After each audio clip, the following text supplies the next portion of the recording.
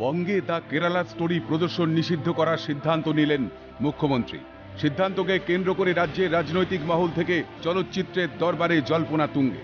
এরই মাঝে সিনেমায় প্রদর্শন নিষিদ্ধকরণ প্রসঙ্গে কলকাতা হাইকোর্টের দৃষ্টি আকর্ষণ করেন এক আইনজীবী। তার দাবি, এভাবে বিজ্ঞপ্তি জারি করে সিনেমার প্রদর্শন বন্ধ করা যায় না। এই ঘটনা প্রকৃতপক্ষে বাক স্বাধীনতায় হস্তক্ষেপের সমান। অবিলম্বে এই বিজ্ঞপ্তি খারিজের আবেদন মামলাকারীর আইনজীবী। দ্য কেরালা স্টোরিকে কিন্তু নিষিদ্ধ ঘোষণা করেনি কেরালা হাইকোর্ট।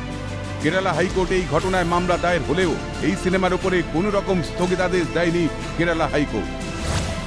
একই সঙ্গে সেন্সর বোর্ডের তরফেও সিনেমাটিকে প্রস্তাবিত প্রাপ্তবয়স্ক সার্টিফিকেট দিতে অস্বীকার করে কেরালা হাইকোর্ট।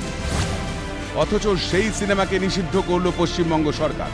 সরকারের এই সিদ্ধান্তের বিরুদ্ধে আইনজীবীর জনস্বার্থ মামলার আবেদন গ্রহণ করল প্রধান বিচারপতির ডিভিশন বেঞ্চ। সূত্রের খবর, জরুরি ভিত্তিতে আগামী সপ্তাহে হতে পারে শুনানি।